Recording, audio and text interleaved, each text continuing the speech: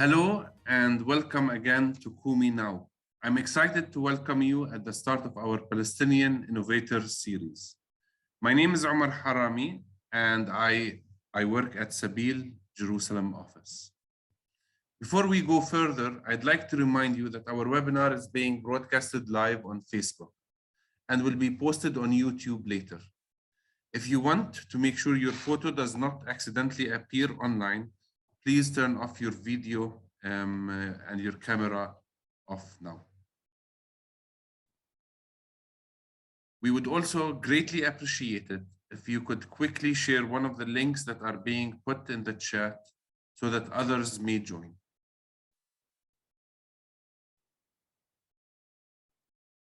So the format of these Palestinian Innovators meeting is going to be a bit different from how we've usually done things. On that note, I'd like to introduce you to our guest, our innovator, Hanna Tams. Hello, everyone. Really happy to meet you and finally get to see you all. I'm really proud and honored to be here with you. Hanna, although he's very young, but he is the new face of Jerusalem. He's very active, very popular, and extremely creative and innovative. He is helping people all around the country, but specifically in Jerusalem, in very creative and untraditional ways. This is why we are happy to host him as our first speaker.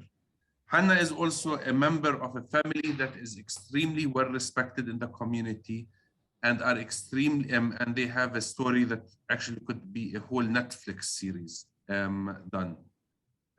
Both of his father, his uncles, and the majority of his family members are wonderful people. And I hope maybe we could address a little bit, just share this, the powerful story of this family, the Tams family.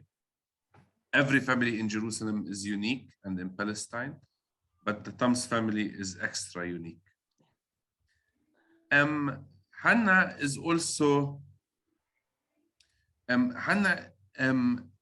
is also a person that has merged his passion with his studies, with his experience, and with the city and its people all together. So I would like to have Hanna introduce who he is and what exactly he is doing in Jerusalem. Hello, everyone. Again, really happy to meet you all and share with you part of me and my little Palestine.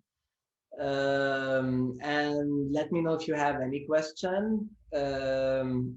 First of all, I like to introduce myself as a choreographer, dancer, and teacher from East Jerusalem. I have been working in this field since around 2002, 2003, I started, and it was a passion in this field. Passion for creating, passion for dancing, passion of expressing all my feelings through dance. Because I believe in the power of movement more than words. I'm not a good speaker or not a good, I'm not a great person in putting words, but I can describe my case, my issue, my life through dance and through movement. So it was how I was connected into dance field. I danced different styles of dance. I started as a young dancer in folklore because it was the mainstream or the stereotyping. So I started learning Palestinian dance, but I have a passion for ballet, which was kind of big pity in the community. It wasn't easy for a male dancer in Palestine to start and to be able to dance ballet. So I was going with my sister and looking at her and her teacher and seeing myself dancing, but just seeing myself. And I started growing in this field. And when I was like around 17 years old, I decided that I wanted to go into ballet and into contemporary and into different dance styles because I believe in dance as a language. And if you want to raise awareness and send messages for all the people, you need to understand all the languages in the world. So this is my style, is like getting Sorry, it's like getting to know many styles of dance and merging together to form a language that is unified and everyone in the world can feel related to and understand it and be part of it.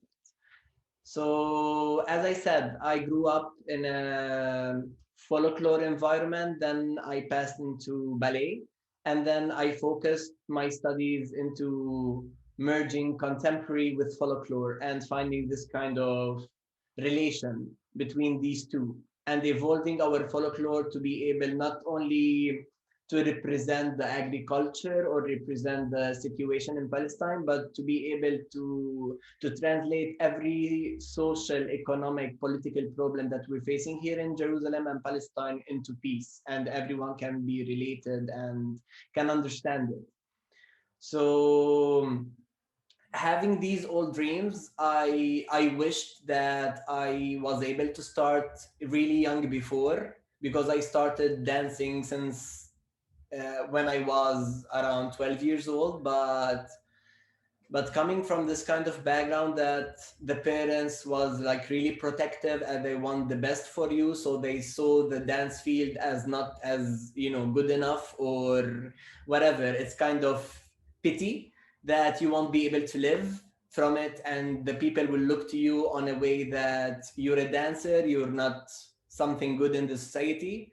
So it was hard for me, so I wanted to change this kind of mentality, so I start teaching and I start raising awareness about dance and what dance can be, how dance can be useful, and how dance can be useful first of all in the political situation, in changing the stereotyping of the world of how they see Palestine. Second is also how people can put all their feelings into dance and form amazing and beautiful pieces.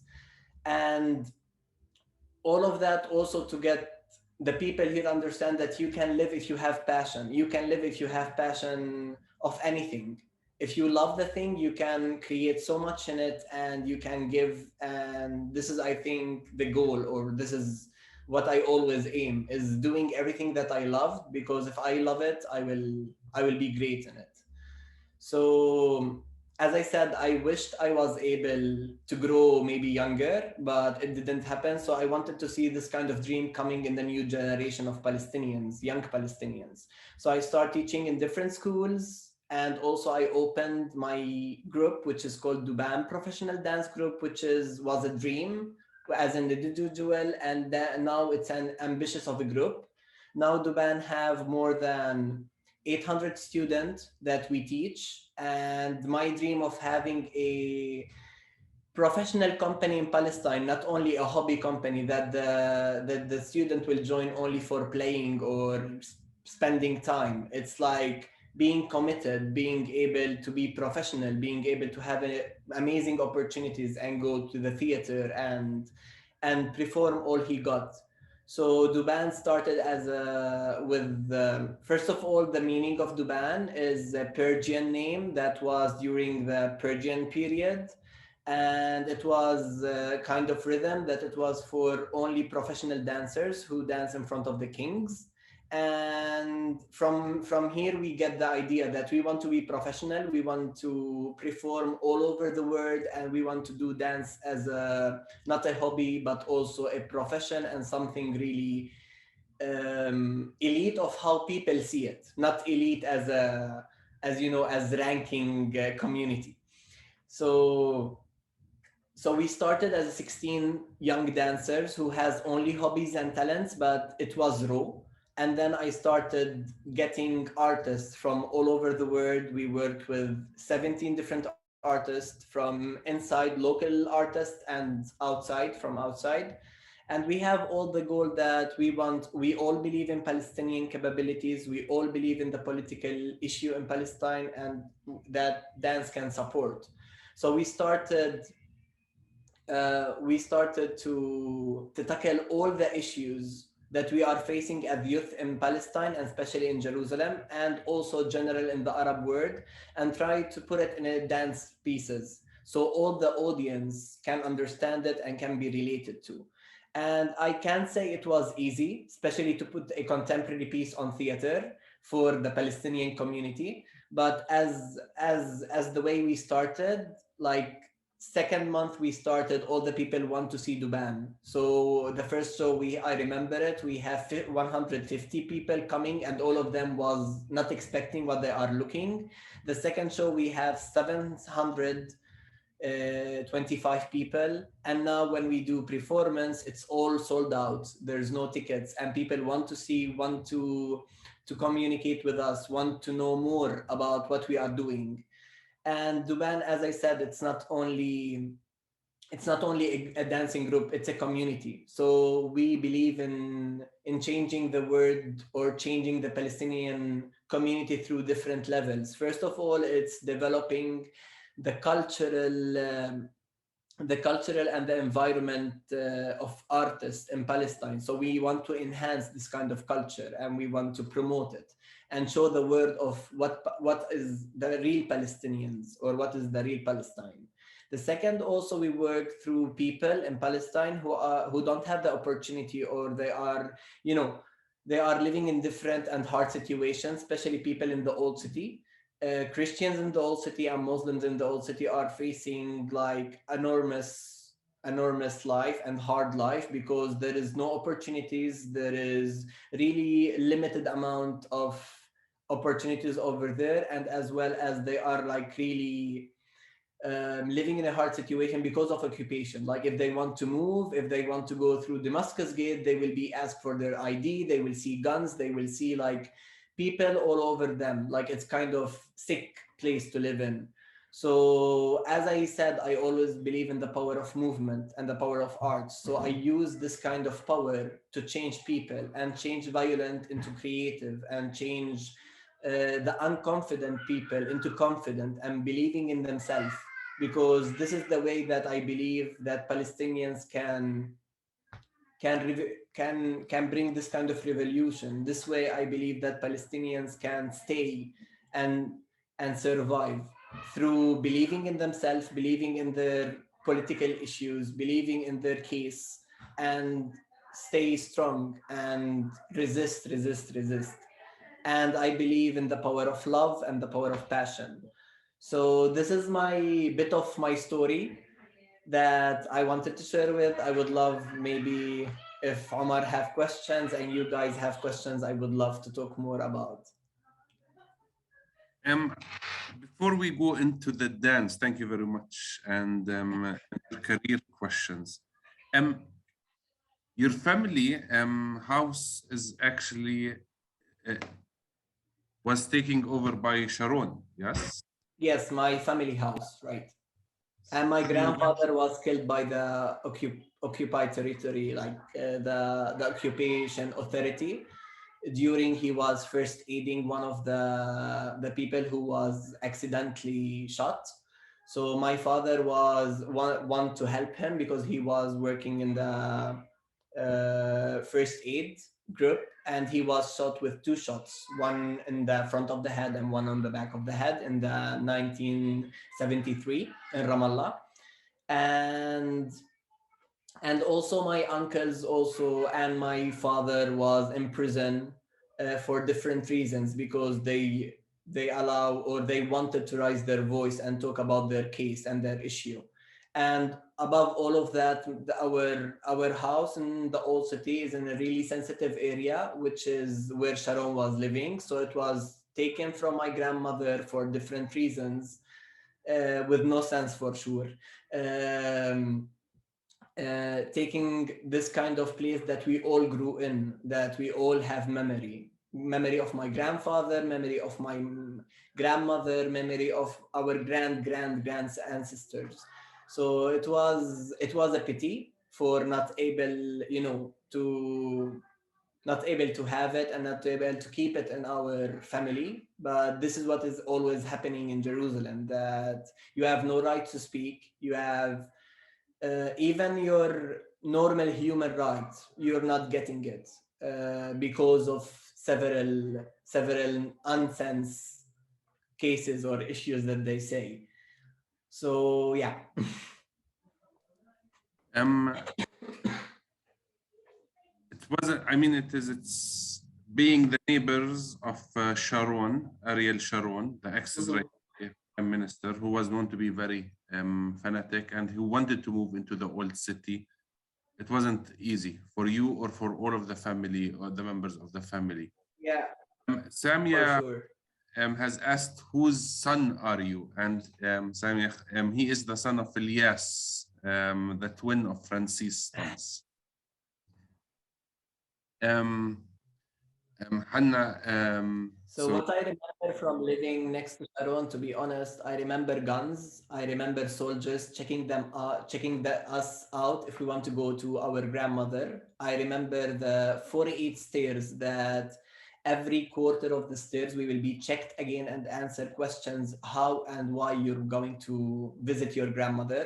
And also I remember the appointments. We need to call them, or there was like a timeline that we can stay at my grandmother house, and we need to have an appointment to go to our grandmother house.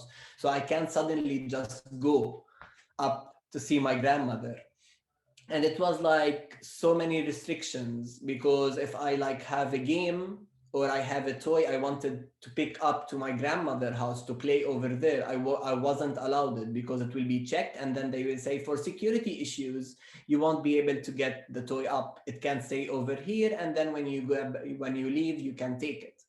So it was like horrible. We can't like have anything with us, and we have limited time to visit her, and we have also arranging time to visit her, like we can't visit after 7 p.m. at night, and also we can't visit in the really early in the morning. So it was kind of horrible situation. And also for my mother, for my grandmother, because if she wants to open the door for us, she needs to go the 48 big stairs down, open for us the door, coming up and be checked with us every time, and then go to their house, and then again bringing us down, open the door, being checked, and going back alone. So it was like going to the airport.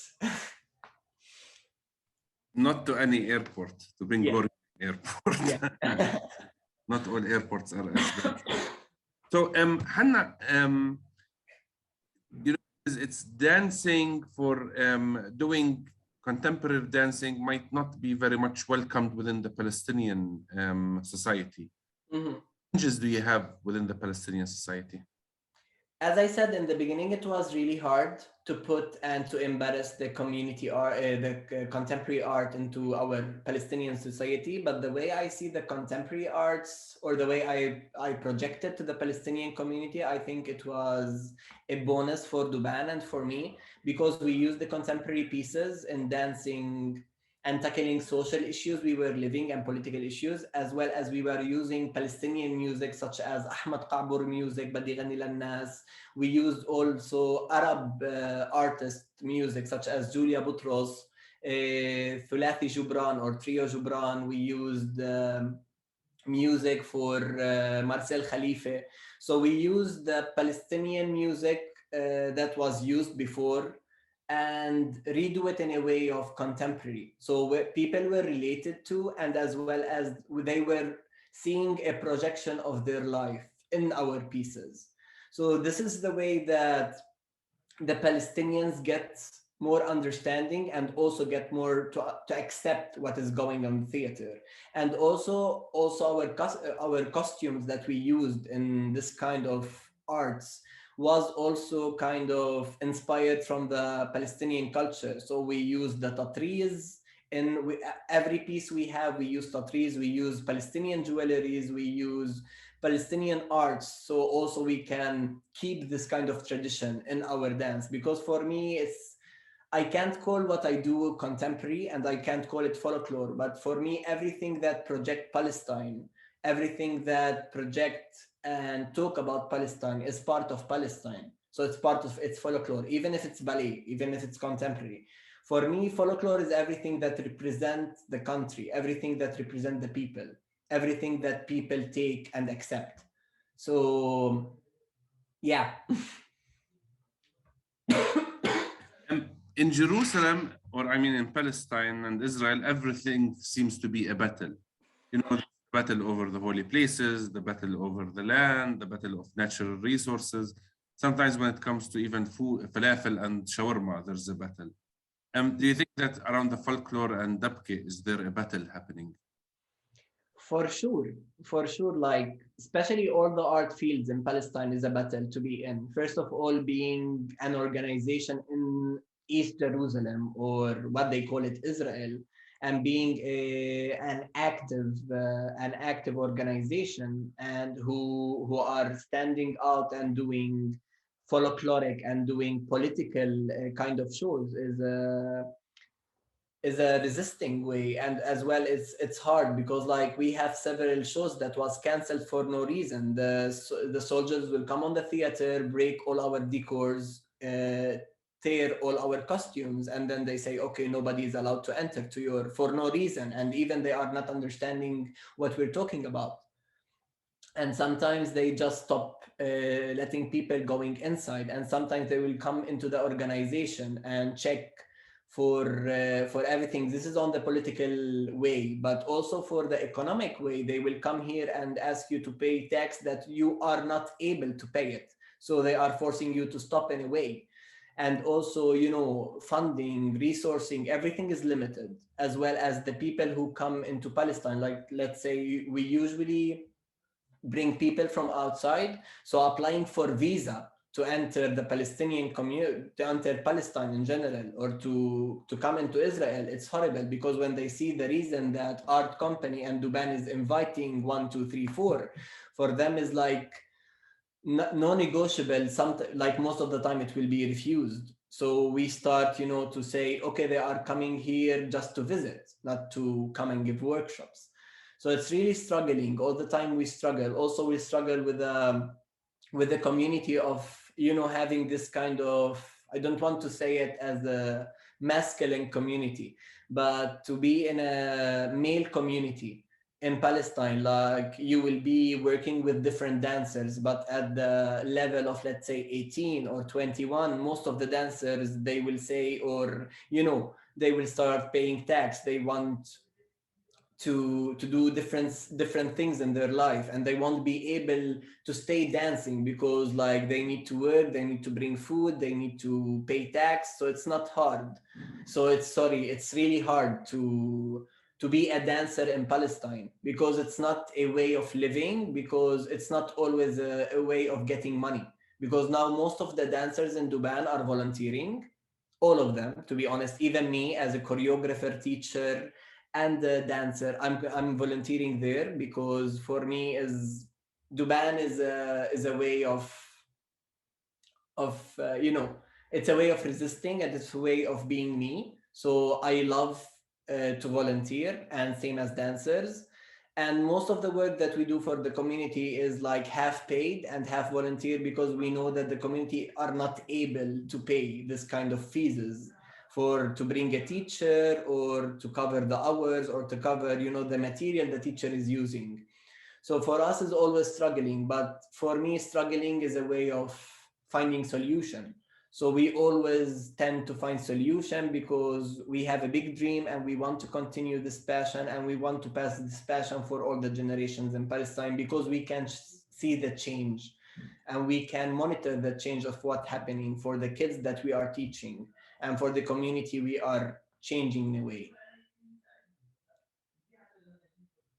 I can't hear you, sorry.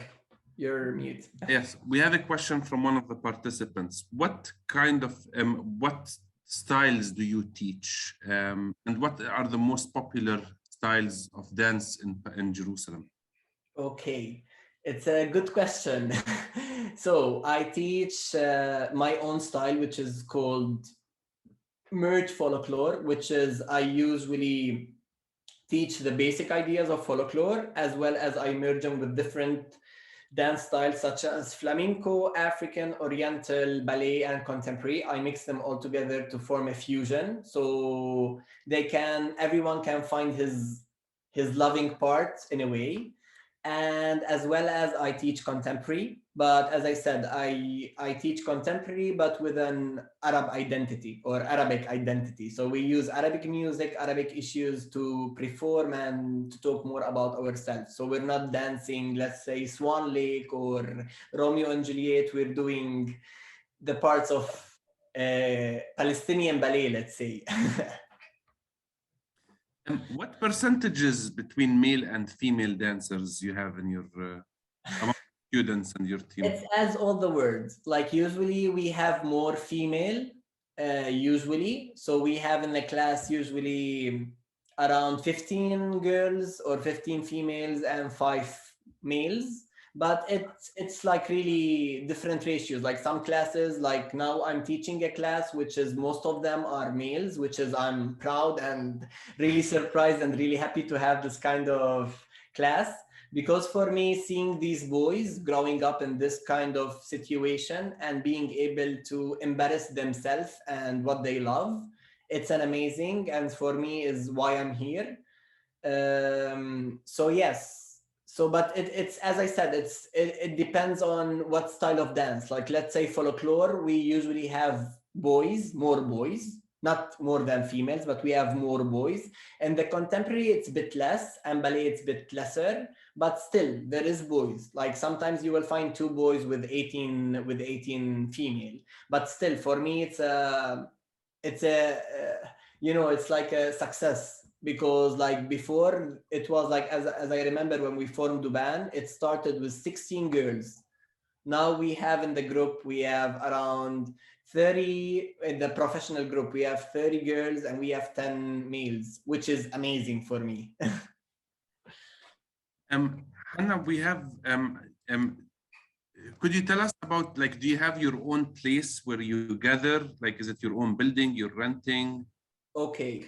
Yes. So before we were part of the Collège des Frères. It's an institution or a school in East Jerusalem.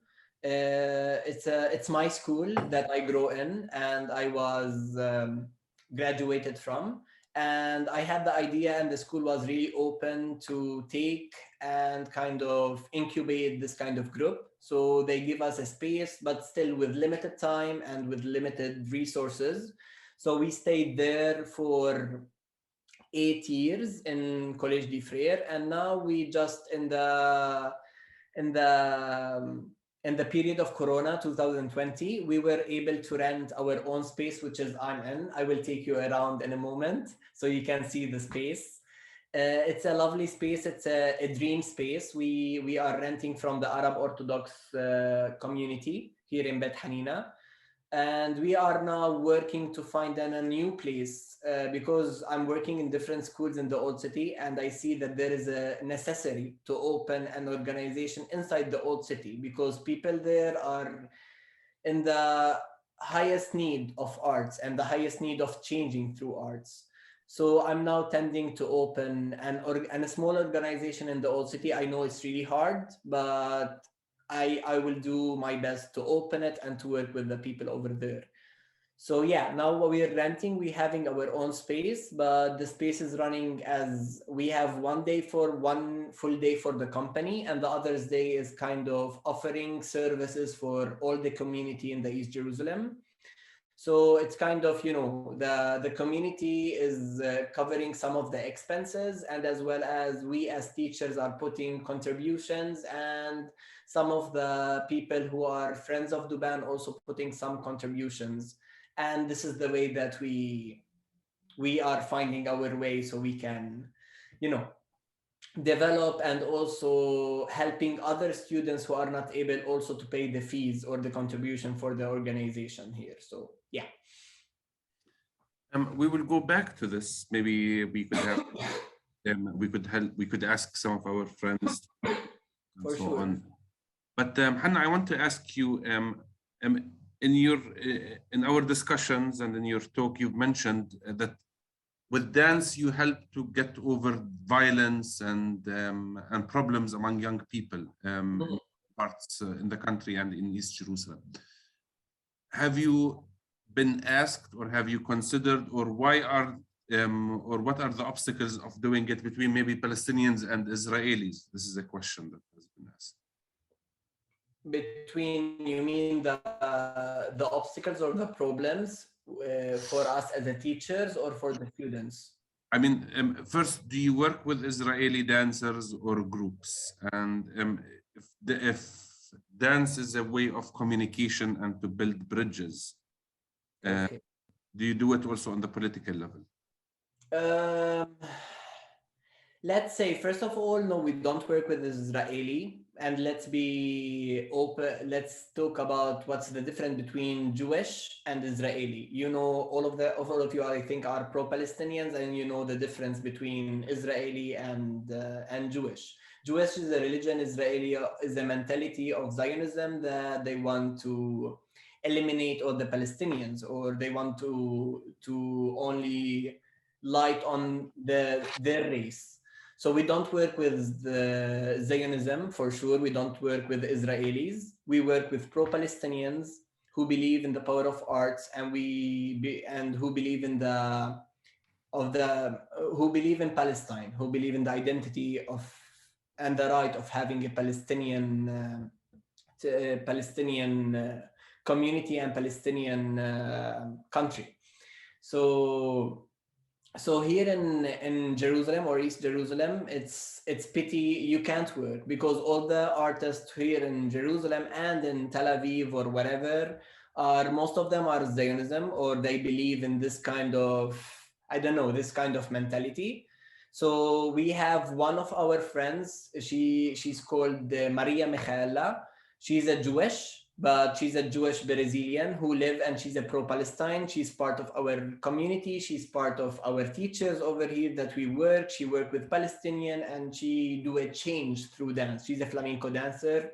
She work amazing. And we have another Russian called Denis Chukevitsy, I think, who is a ballet teacher. He worked with us, and he's a Jew, but his father is from Russia, and his mother is Palestinian, and you know, he worked with us, and he's part of the team. So this is the way that we build bridges with people who believe in our case, and who believe in the power of arts and of equality, and the most important thing for us is humanity.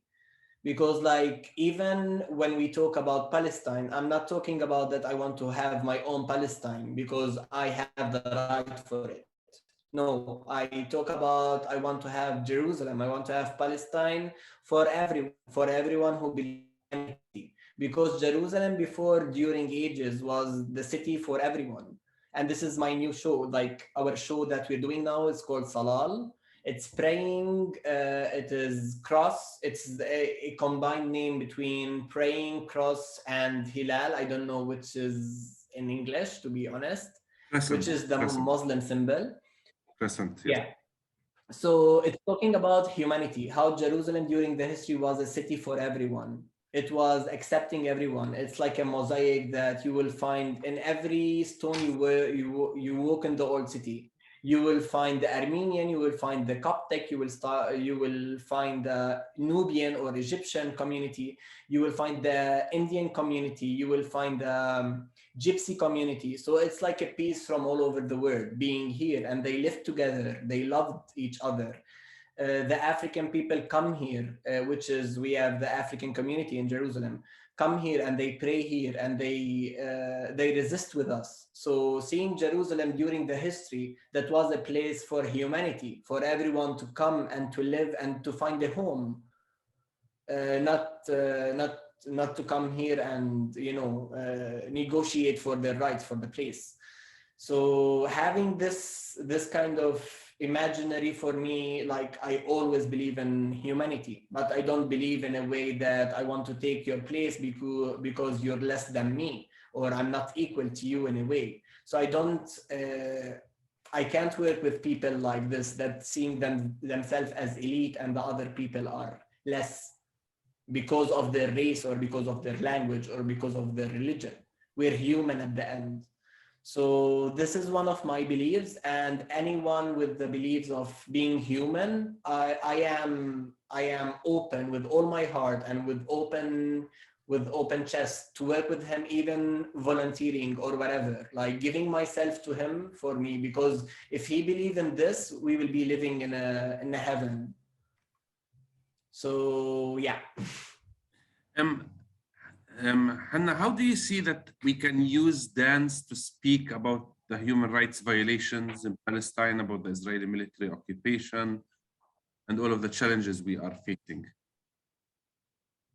To be honest, this the way that I work. Like we, as Douban, we are now we are like we have 4 different productions. One of them is talking about the equality between male and female, and it's talking about how we now as humans are kind of animalistic, that we will kind of press on each other because we want us to be shown. So it's talking about different issues that we're living in the Arab world, and also the wrong way of taking ideas of different cultures. And we, like, let's say, okay, let's take the freedom idea, the extreme freedom idea, let's say, in a bad way. So this was our first show. It was like talking and negotiating with the audience, like on different levels. The second one was Lissa fi Amal, There is a Hope, which is kind of project the Palestinian villages which was destroyed in the 1948 in an artistic way. So we can remind the people of what happens in an artistic and visual way. And the third show was the Salal, which I was talking about, which talk about humanity and combine Lilith as a methodology of a woman that all the people want her, but nobody want to stand with her, as Jerusalem, the city that all the people want to come and want to visit, but nobody is standing for it and shouting for humanity and shouting for the right of the people. And the fourth show, which is now we're working on, which is my grandmother's story and my grandmother's struggle. Like, first of all, talking about a woman who lived in the 1936, 36 exactly till now, and what struggle she was living during her life. First of all, to be a woman, so she need to face the community and also face the soldiers because she was a woman. The second of what her life was during her sons went to prison, and she was the only one who was responsible for her girls and her child, and as well as being her husband being killed by the occupation, and having different levels, and also talking about the folklore in this period and how the folklore changed during different periods, because the Palestinian folklore or the Great Syrian folklore started as agriculture folklore, as most of the folklore started. And then during Sykes-Picot, the folklore of Palestine started to take its own identity. And then it changed from an agriculture folklore into more revolutionary folklore, and into more protesting folklore, and now into more resisting folklore, because every period you can see a different gestures in Palestine. So before, our hand gesture was here, which is represent the pomegranate. But now our hand gesture is a fest because it's kind of resisting. So now you will see the Dabka dancers doing their hand as this, not as this. So it's kind of, you can see that maybe it's a pity to choose, like to see in your eyes, but it's like it's a way of how the people were talking and negotiate, talking about themselves and their cases, and also seeing how women, because before the 1948 there was no role for the woman. Like, let's say, okay, we have different periods, it's a long story, it was one of my research I did, but in the 19th before the 1918, so we have a really big role for the woman, because the woman was as equal as men in Palestine, because she was helping with him in the agriculture, she was helping in building, she was helping in doing the grapes or the drink, the wine. She was part of the family. She was one of the people who is handing and standing up and bringing money for the house. After the 1980s, with the World War I and World War II come, and whatever, all the stuff coming, and also the mentality and the waves that come of the woman need to go into the house, she can't go out. So the folklore started to make the woman as a less. So you can see that the woman role was being in this period was less. And then in the 1948, the role of the woman come up again, and she was as equal as men, and even more because of Layla Khaled, Dalal al-Mughrabi. They were part of the Palestinian revolution, and here you can see it and be reflected in the folklore. So the folklore really reflected the period, and it was a way of resisting, and it was a way of telling stories. Until now, the woman in the Palestinian folklore is equal to the man. So she can be lawih, which is the role, the person who role the group and let them know what they want to do or what they need to do. And she can be a normal dancer, and can be a front dancer. So yeah. Hannah, we have a question that COVID has affected everybody around the world, but especially actors and dancers. How did it affect you personally and Douban? One. And number two, do you do for internationals, like, or have you used Zoom to teach dabke or to give special talks on folklore or dance in general? Let's start with the COVID. For me as Hanna, for Douban, COVID was affect the company for sure in the way of performing. We weren't able to perform for 2 years on theater, which was a pity for us because we produced Salal show, and Salal show was only performed once, which was 28th of February before the close down, 28th of February 2020. And then we stopped performing.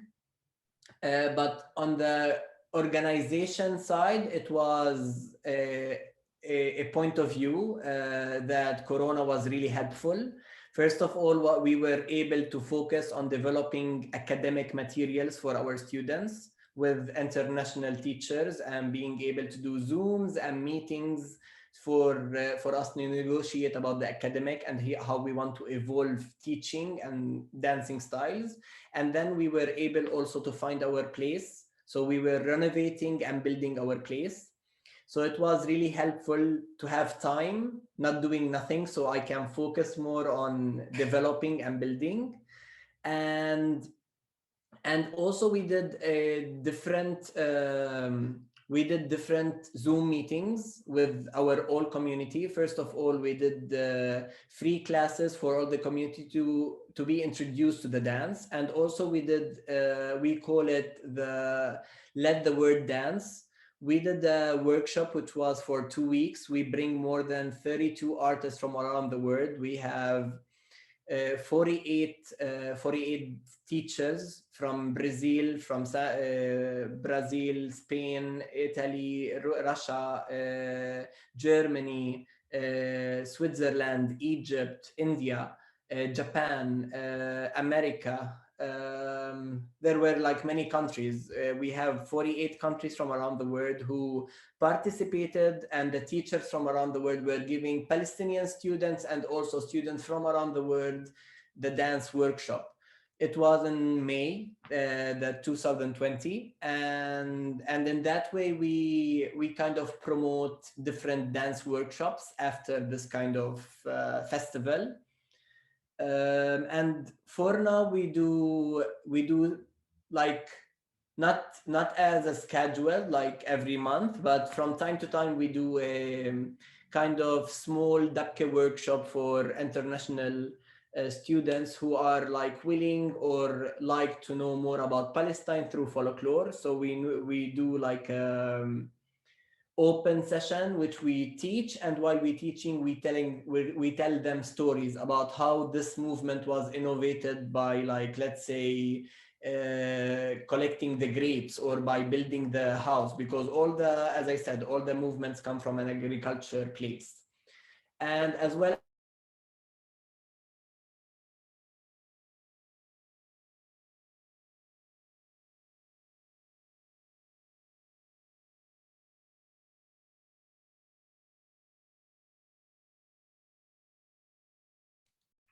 we do I think Hanna is having internet problems.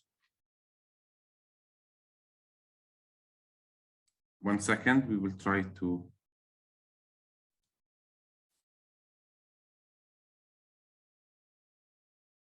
Hanna?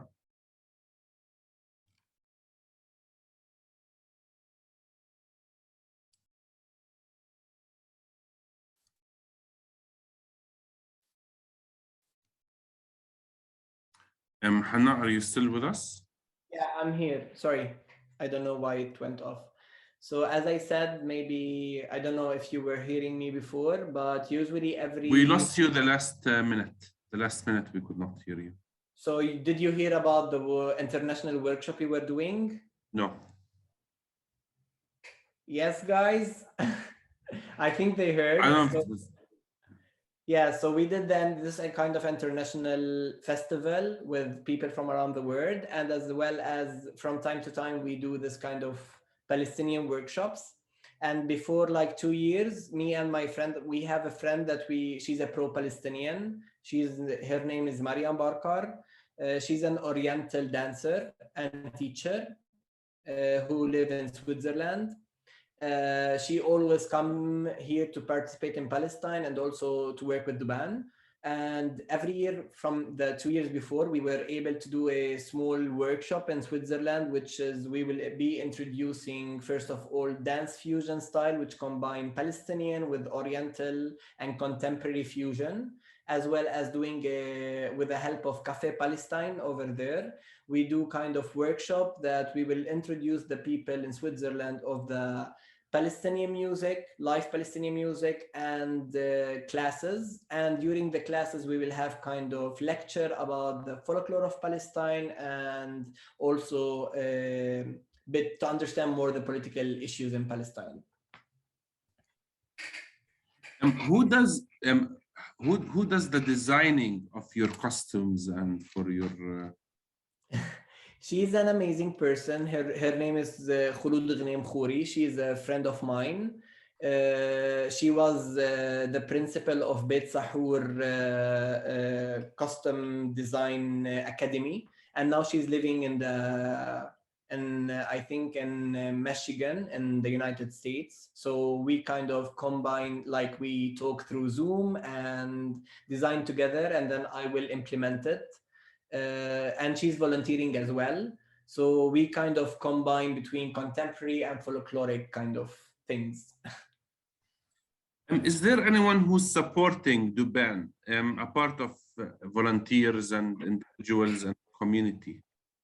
Like for now, we kind of the community is the people who really support us, and we have some of the local businesses that support us before, like doing shows like with small amounts of money.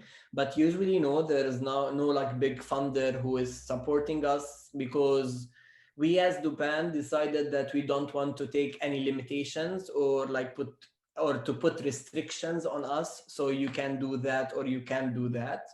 So we prefer to stay free, and we prefer to stay believing in our aims and goals. And if there is a donor or funder who want to fund us in our term, not in our terms, but without limiting us, so we will be happy. But still, we're not finding this kind of person who believe in the freedom. This is very inspiring, the work that you're doing on the level and the scale. It's beautiful, and being very much self-reliant is also very powerful. I want to ask you one more thing. In some of the dances like slal and so on, you mention sometimes religious words or words of faith.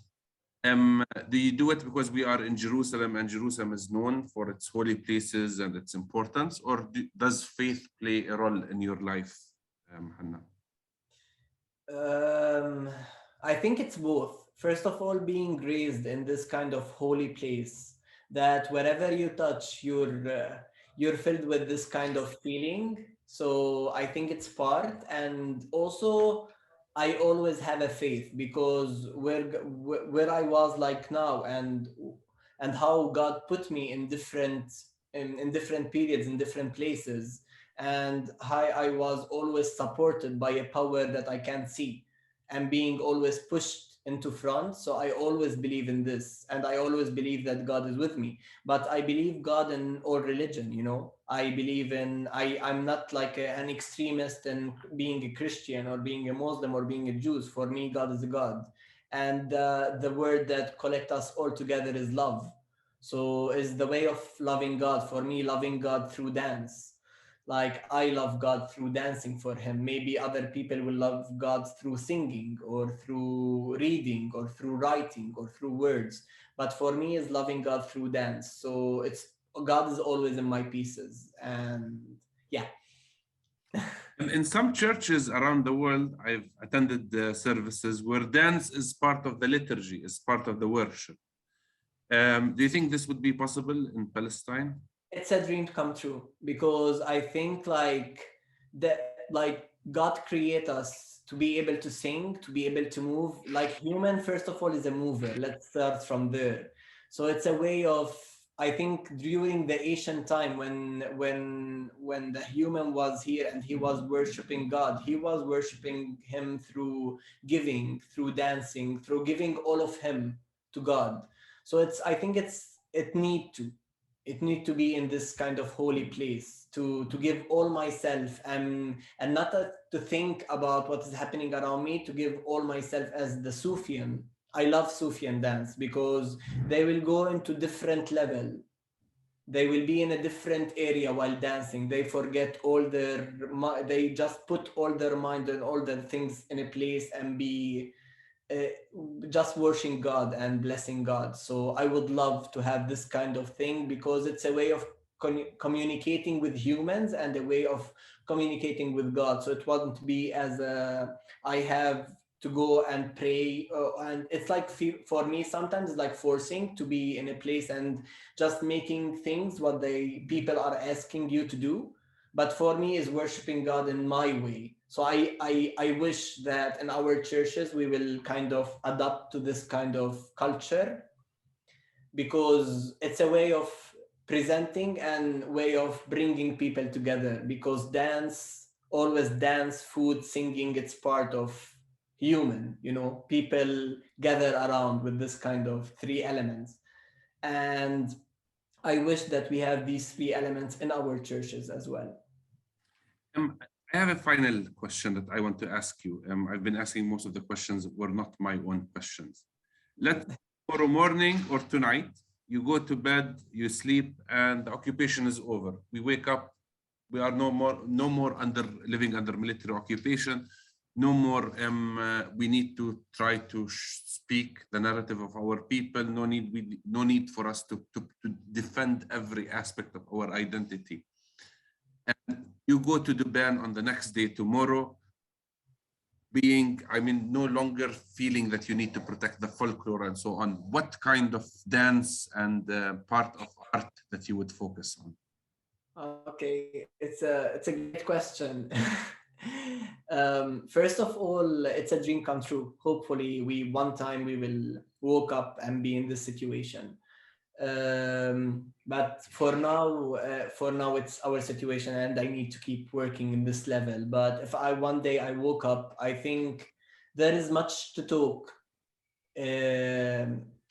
About the community, because even if we are now without occupation, let's say, and let's imagine there is much going on in the community, we need to change many things: the equality between woman and male, the respect, freedom, many problems that we can solve in dance. So it's not only because I believe in, if we want to free ourselves from occupation, we need to free ourselves from ourselves. So first of all, I need to free myself from inside, from all the stereotypes it was pushed and put in my mind. So first of all, I need to work on this kind of mentality, and then being unified with all the community, and then we can be able to face the occupiers or whatever, the Israeli authority. So for me, there is many levels to work on. It's not only about Israel, and it's not only about the occupation. We have many layers that we are occupied we occupied ourselves with many things. So I think we need to be free slowly, slowly, slowly. And it's a long process. Like even me, I still have many stereotypes in my head that I need to push out. It's a way of growing up. So yeah.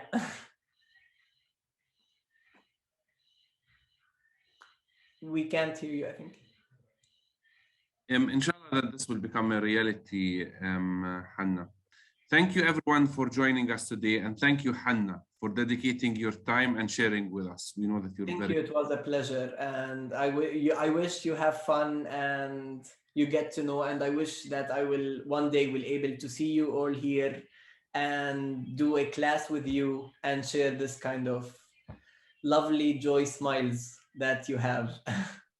I mean, definitely when things go back to normal, when we host our next gathering or conference, we will have you as we will have you and the group as part of this conference.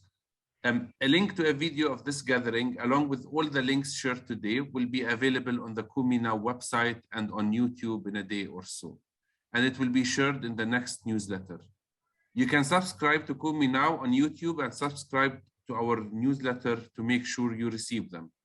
We would greatly appreciate if you shared the informative session with your friends and colleagues, as well as information on our future sessions. We will see you back here in 2 weeks' time on February 15th. If you'd like to be reminded of the online gathering an hour before they begin, you can register for email reminders at kuminow.com/online using the form at the bottom of the page. We hope to see you back here in a week's time. Thanks again, and good morning, good evening, or good night, depending where you are. Thank you, guys. Thank you. Keep up the good work, Hanna. Thank you. Thank you. Thank you for having me.